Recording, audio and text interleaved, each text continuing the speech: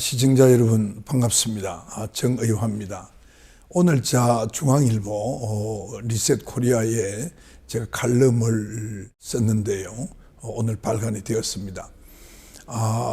그 칼럼을 쓰면서 제가 지난주에 비슷한 주제로 말씀을 드렸는데요.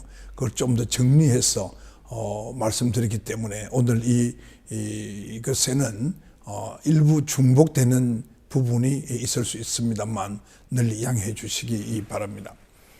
아시다시피 1977년에 직장의료보험조합으로 출발했던 의료보험 제도는 김대중 정권에 들어서서 청와대와 국회 그리고 민주당 내의 그 진보적인 인사들에 의해서 현재와 같은 통합주의로 추진해서 지역조합과 직장조합 그리고 농어촌 의료보험조합이 하나로 통합해서 이제 지금 여러분 알고 계시는 그 건강보험 제도로 통일하는 데 성공하게 되었습니다. 결국 2000년 7월 1일부터 현재의 그 국민건강보험 체제로 출범하게 된 것입니다. 지난 시간에도 말씀드렸듯이 조합주의와 통합주의의 큰 차이는 건강보험료가 세금화된다는 것이고요. 그리고 정부 주도의 보험제도로 바뀐 것을 의미합니다. 한마디로 말씀드린다면 의료수가를 정부가 통제하는 사회주의적인 건강보험 시대가 시작된 것이다. 이렇게 말할 수 있습니다. 그러나 처음부터 의료보험이 시작될 때 당시부터 있던 문제점들로 지적되었던 그런 비현실적인 수가정책과 행위별 수가체계 그리고 보험료 부과체계와 같은 그런 정책 기조는 변하지 않고 온전한 상태였습니다. 다시 말해서 시대의 변화에 따르는 개혁 조치를 해야 함에도 사회주의적 의료체계를 만드는 데 급급한 나머지 문제점은 고스란히 두고 통합을 하게 된 것입니다. 그래서 처음에는요, 예상과 달리 그 도덕적 해이, 모랄 해저드가 생기면서 엄청난 재정 적자도 생기기도 했습니다. 자유시장 경제적이던 의료보험 제도를 가격 통제의 사회주의적 의료체계로 묶어버린 통합주의를 선택하면서 많은 부작용이 생겨날 수밖에 없었던 것입니다. 저는 통합으로 인한 부작용에 대한 깊은 연구나 그런 보완 조치 없이 의료 공급자인 의사들의 의견을 무시하고 병원 문턱을 낮춘다는 명분을 앞세워서 의료를 획일화하고 행정 편의주의적으로 밀어붙인 것이 의료의 왜곡 현상이 생기게 된 시발점이다. 이렇게 말씀드릴 수 있겠습니다. 다시 말씀드려서 건강보험 제도의 성공을 위해서는 의료 공급자인 의사들의 도움이 절대적으로 필요함에도 불구하고 그들의 의견을 무시하는 그래서 제도의 논의 과정에서 그들의 의견을 왕따시킴으로써 의료 생태계의 왜곡 현상이 생기기 시작한 것은 어쩌면 당연한 결과로 보여집니다. 그렇게 나타난 왜곡 현상은 예컨대 연구와 교육보다도 진료 위주의 대학병원으로 변질되는 현상이 악화 일로를 걷게 만들었고요. 권역별 의료 전달 체계가 무너짐으로써 수도권 집중화를 유도해서 지방 의료가 무너지게 된 것입니다. 낮은 의료보험 수가에 대응해서 의원과 단과 전문병원 등 개원과는 비급여 의료 개발, 의료 개발이라고 하는 게 맞겠죠. 비급여 의료 개발로 인해서 수익을 올리는 것에 급급한 현상들이 늘어났습니다.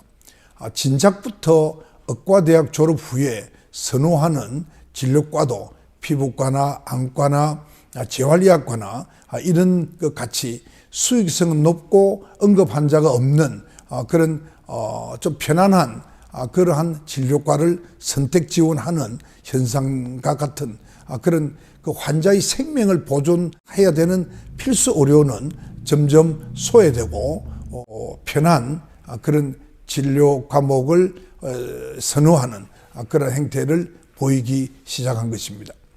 나아가서 대학병원조차도 낮은 수가로 인해서 경영 악화로 인해 수익에 치중할 수밖에 없는 구조로 변질되기 시작하였던 것입니다. 다시 말하면 연구와 교육은 뒷전이 되고 임상 교수라는 이름으로 진료에 치중해서 수익에 열을 올리게 했던 것입니다. 지금 이 시간에도 의과대학 교수님들은 연구와 의대생들의 교육보다도 환자 진료에 더 많은 노력을 할 수밖에 없는 상황이 지속되고 있습니다.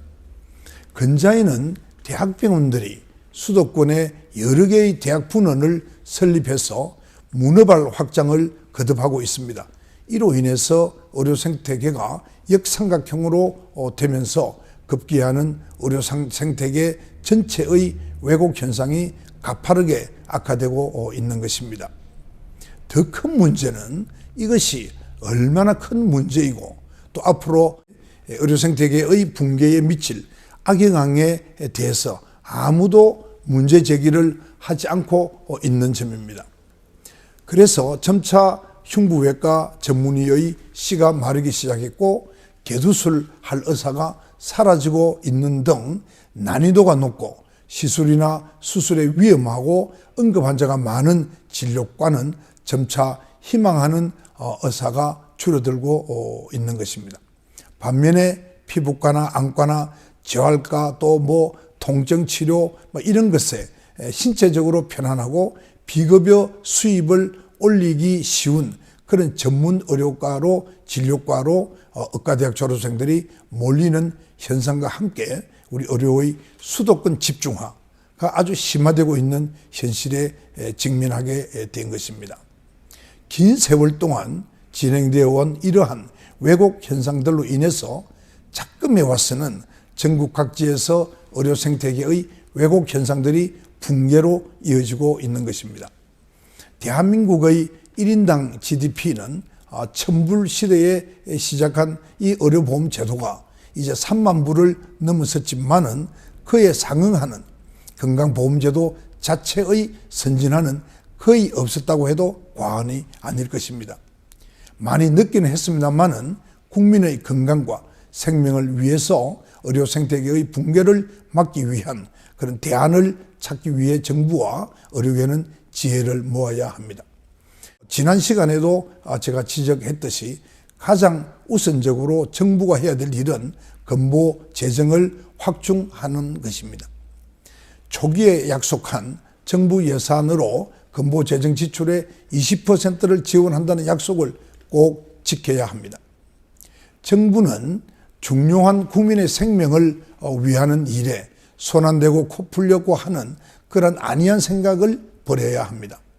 국민 의료의 중요성을 감안한다면 쓸 곳에 쓰지 않으면 쓰나미를 막지 못하는 상황이 도래할 것이다. 제가 그렇게 주장하는 것입니다.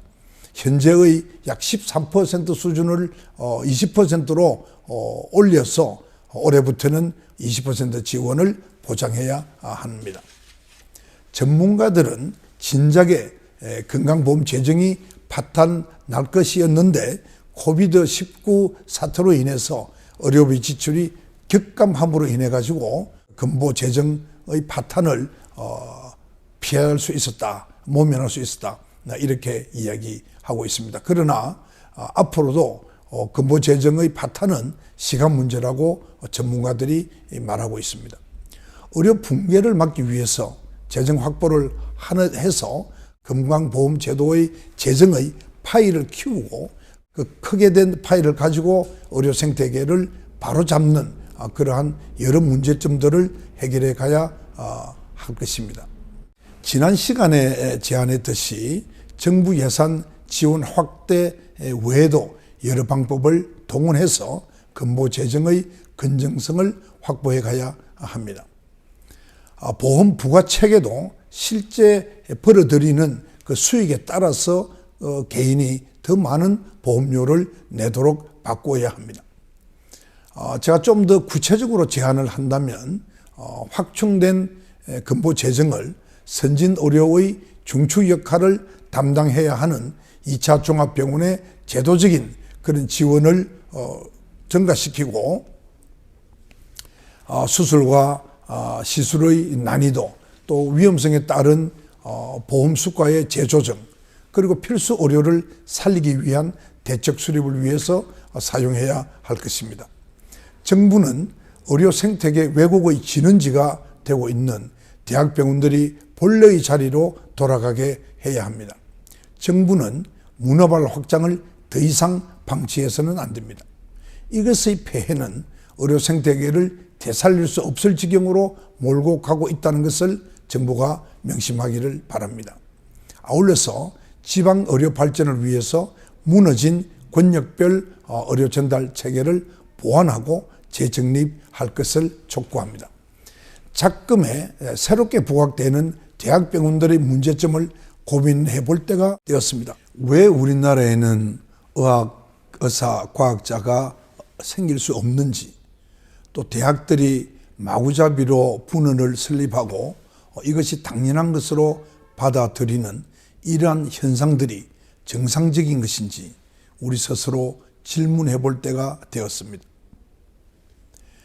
그런 분원의 남발로 임상교수라는 국적불명의 직함이 낭발되고 또 이것이 교수라는 직책이 갖는 존엄성을 훼손함으로써 우리 사회 전반에도 나쁜 영향을 끼치고 있다고 생각합니다.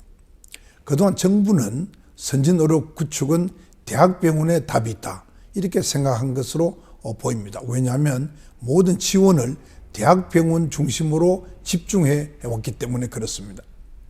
그로 인해서 대학병원들의 분원 설립이 유행병처럼 번지고 있습니다.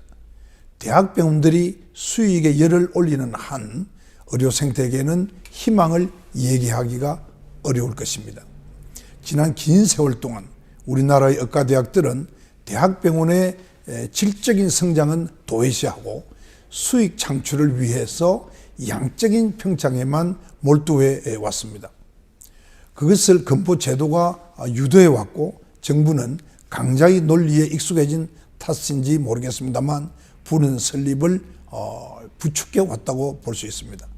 그리고 의료계나 우리 사회는 아무도 이 문제에 대해서 이렇게 대학병원의 분원을 설립을 해 가도 되는 것인지에 대해서 아무런 의문도 제기하지 않았고 문제 제기도 하지 않았다고 감히 말씀드립니다. 이제 잠시 멈추십시오. 멈추고 무엇이 의과대학의 존재 이유인지 심사숙고해 보길 바랍니다. 왜 대한민국에는 우수한 인재가 몰리는 의과대학에서 의사과학자가 안 나오는지, 왜 우리는 바이러스 백신 하나 제대로 만들어내지 못하는지 한번 곰곰이 생각해 보셔야 합니다. 왜 필수 의료를 기피하고 편하게 개업해서 돈이나 버는 그런 진료에만 매달리는 의사들이 양산되고 있는지, 무엇이 어디에서부터 잘못되어 이렇게 되고 있는 것인지 의료계 원로들과 의과대학 교수님들 그리고 지도자들은 원점에서 고민해 봐야 하지 않을까 합니다. 저는 각 의과대학들은 현재의 분원을 매각해서 그 재정으로 국제적인 수준의 연구와 훌륭한 의학자 양성에 집중해야 한다고 주장하고 싶습니다. 이제 와서는 되돌리기 불가능할 정도로 너무 멀리 왔다는 것을 제가 잘 알고 있습니다. 그러나 우리 의료계 지도자들은 이대로 방치하면서 미래를 얘기할 수 없다는 것도 깊이 염두에 두셔야 할 것입니다. 정부는 지방의 국민들이 빅5 병원 등 그 서울 소재의 대학병원에서 진료를 받느라 얼마나 큰 비용을 치르고 있는지 아시는지 묻고 싶습니다. 더 이상 수수방관해서는 안 됩니다. 선진 의료는 허리 역할을 하는 2차 종합병원의 중심이 될 때에 가능하다고 생각합니다. 여러분들은 그렇게 한번 생각해 보셨습니까? 빅5 병원의 수준이 아니라 접근성이 좋은 2차 종합병원의 의료 수준이 높아질 때 전 국민들이 높은 의료 수준의 혜택을 볼 수 있다고 확신합니다. 선진 의료는 2차 종합병원이 그 단단한 중심이 되고 3차 대형 병원들이 최후의 보루 역할을 할 때 완성할 수가 있는 것입니다. 현대 의료에서는 전문 인력, 시스템 그리고 각종 현대식 의료 장비는 기본으로 갖추어야 합니다. 여기에는 각 진료과의 유기적인 협진과 환자를 인격체로 돌보는 그러한 마음 자세까지 더해져야 하기 때문에 종합병원이 중심이 되어야 하는 것입니다. 가벼운 질환은 1차 의원급에서 진료하고 나머지는 2차, 3차 의료기관인 종합병원에서 케이스에 맞게끔 담당하면 전반적인 문제 해결이 가능하게 될 것입니다. 다만 1, 2차 병원들에서 비급여라는 명목으로 또 실손보험 제도를 악용해서 부르는 것이 값이라는 식의 터무니없는 진료비를 요구하는 그러한 잘못된 것도 지양되어야 합니다. 이에 대해서 우리 국민 의료비 부담을 줄이는 뜻에서라도 각 의학학회에서도 가이드라인을 정해야 하고 일정 부분 정부도 책임 있는 행동을 보여야 할 것입니다. 제가 또 한 가지 더 말씀드리고 싶은데요. 지금 우리 사회는 초고령화 시대로 가고 있습니다. 정부는 이 초고령화 시대에 노인의 삶의 질을 높이기 위한 노력을 게을리해 오지 않았느냐 반성해 봐야 할 것입니다. 지난 수십 년 동안 우후죽순처럼 늘어나는 요양병원들을 계속 방치해서는 안 될 것입니다. 현대판 고려장 소리가 왜 나왔으며 얼마나 가슴 아픈 말인지 정부는 생각해 보아야 할 것입니다. 왜냐하면 지금 우리 국민들의 이 소득의 수준이 소위 1인당 3만 불 이상이 됐기 때문에 그렇습니다. 그리고 우리 정부는 우리 국민들이 삶의 마지막 단계까지 인간답게 살 수 있도록 만들어주는 게 하는 책임이 있기 때문에 그렇습니다. 정부는 초고령화 시대에 걸맞는 요양정책을 시급히 정립해야 합니다. 요양병원 등을 초고령화 시대에 대비해서 전반적으로 재정비해 더 이상 현대판 고려장이라는 그런 소리가 나오지 않도록 해야 할 것입니다. 다시 말해서 쇠약하고 병약해진 홀몸 노년의 삶의 질을 높여주는 방향으로 요양정책을 수립해야 할 것으로 제가 말씀드리는 것입니다. 앞서 고령화를 겪은 일본의 경험들을 들여다볼 필요가 있다고 생각합니다. 일본처럼 자신들이 살아온 지역과 그리고 가족들과 연계해서 생활하고 또 그래서 행복하게 인생을 마무리하게 하는 새로운 방법을 찾을 수 있을 때 현대판 고려장이라는 소리가 없어질 것입니다. 제가 오늘 이 유튜브를 끝내기 전에 한 가지 더 제안하고자 합니다. 의료사고로 인한 법원 판결의 보상액이 지금 미국의 수준으로 치닫고 있습니다. 따라서 의사와 병원의 보상액 그 상한선, 영어로 말하면 캐피테이션인데요. 이것을 정하지 않으면 의료 생태계 붕괴가 더욱 가속화될 우려가 크다. 제가 이렇게 지적합니다. 소위 모자를 씌운다는 뜻의 캐피테이션, 상한 제도를 도입해야 한다는 겁니다. 시대의 변화로 의료 분쟁이 기하급수적으로 늘어나는 상황에서 의사들이 위험한 내외과적 시술이나 수술을 기피하는 행태를 비난만 하기는 어렵습니다. 외과계 지원을 기피하는 큰 이유 중에 하나도 바로 이것입니다. 저는 20년의 의정 활동을 통해서 의사의 보상금 한도를 법원 판결액의 30%로 정하고 건강보험재단이 최소한 70%를 책임져야 한다고 주장해 왔습니다. 아주 이유는 간단합니다. 정부가 의료 수가를 사회주의적으로 통제하고 있는 만큼 보상금의 일정 부분도 책임져야 마땅하고 그것이 합리적이기 때문에 그렇습니다. 사명감만으로 버티고 있는 훌륭한 전문 의사들마저도 칼을 놓고 싶게 만들고 있는 현실을 직시해야 할 것입니다. 제가 마무리를 하겠습니다. 의료생태계를 건강하게 하기 위해서 하루빨리 정부 내에 종합대책을 세우고 추진할 컨트롤 타워가 절실히 필요합니다. 국회도 남의 집 불구경 하듯이 해서는 안 될 것입니다. 당 차원에서나 국회 차원에서도 노력할 것을 촉구하는 바입니다. 상당히 어려운 길이지만은 선진 의료 구축이 의료 생태계 복원의 유일한 해법이라는 것을 다시 한번 강조하는 바입니다. 여러분 경청해 주셔서 감사합니다.